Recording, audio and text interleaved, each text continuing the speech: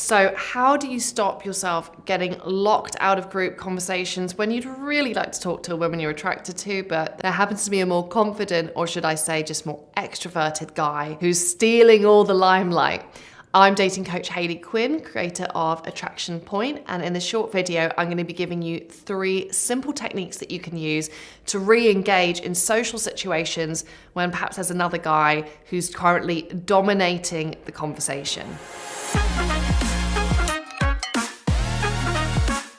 First of all, I want to say, I understand how you feel when this happens, because you may have actually had to really push yourself to initiate a conversation or to be part of a social conversation with, a woman you're attracted to, or maybe even just a social group of people that you would potentially like to be friends with. And if you are more introverted or you're not so sure of yourself in group situations, if you suddenly get someone who's really extroverted, really outgoing, and really comfortable talking to people, it can feel like all that effort you just made is like, and someone else has just barged in and taken the limelight away from you, and it can make you feel really marginalized. As a real introvert, actually myself, whilst I may not have exactly been in your position, I can certainly understand what it's like to feel excluded socially. So before I go into the 3 techniques to how to include yourself socially, I just want to give a quick pointer here on mindset, which is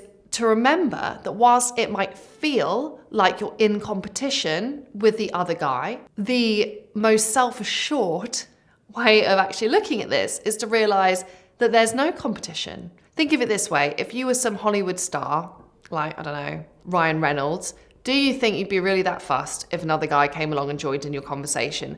Probably not, because you'd be like, I'm Ryan Reynolds. So come from the mindset here of, I'm actually not going to react to this in a way that's combative or where I need to really prove myself, because that actually screams insecurity. Instead, even if I'm more introverted, I can still be confident. Confidence isn't the loudest person in the room. I'm going to feel more sure of myself. So I don't need to tussle with this person. What I need to do is engage in the conversation and trust in my own self-worth. So what are 3 techniques for you to re-engage in this conversation? The first technique is a really interesting one. It's called crowning. The idea of this is the person who exudes social confidence is not necessarily the king, it's the priest who puts the crown on the king's head. So it's this idea that by actually awarding praise in social situations, it doesn't have to be a sycophantic thing to do. It can actually be a powerful way that you demonstrate your own self-confidence. So if there is someone who is, really loud or talking really enthusiastically about something, if you take a minute and say, hey, I just wanted to say, I really like how you've expressed that, or that's actually super interesting, or I haven't heard someone say that before. You're not acting in a supplicative way. You're like the priest who puts the crown on the king's head. You're actually awarding the praise, which is a socially powerful position to move yourself into. Also, when we can have humility and just give other people the credit that they deserve, it says really good things about our self-esteem. So this is actually a great way to re-engage with the conversation, which also unsticks you from that mindset of, oh, we're in competition here. The second technique is that you can relate. Now, you might be like, well, this guy was talking about his motorbike and I don't ride motorbikes, so what can we talk about? For this, you've got to understand that to relate on something, you don't need to like exactly the same thing. A great way to relate is by relating on the experience or the feeling you have when you're doing something. So for instance, motorbikes are this guy's way of, having adventure or a bit of an adrenaline rush, or it just gives him freedom to move around. You can talk about any of those topics, but through what you find adventurous. And you may find this surprising, but it could be the dorkiest sounding thing. But if you say it with confidence and a sense of playfulness, it can actually be really cool. So if a person's talking about motorbikes and you're like, you know what, I'm going to put my hands up here. I actually get my kicks through Dungeons and Dragons. If you say it with like this self-assurance, you project your voice and you're not embarrassed around that. You're like owning what you're interested in.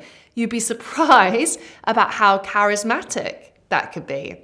So again, you can relate on the feeling you get through doing something. And that relating is, again, a non-combative, great way of joining in to the conversation. The final technique is to realize that sometimes if there is someone who naturally dominates a conversation, whilst that can be attractive, it can also exclude people. So there'll be some people who might also be looking to join in the conversation but kind of shut out and don't know how to talk. Or there may be some people who are like, gee, he's going on a bit, this guy.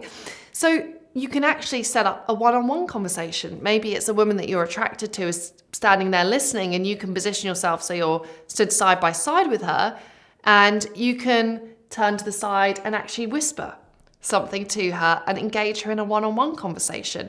If you're an introvert, one-on-one conversations are in your superpower set. So don't be afraid to utilize that as a skill. So if you would love to know how you can come across in a way that's more attractive but also authentic to who you actually are, please head over to hayleyquinn.com/attraction. There's a really cool free workbook there for you about developing your standards and your self-esteem.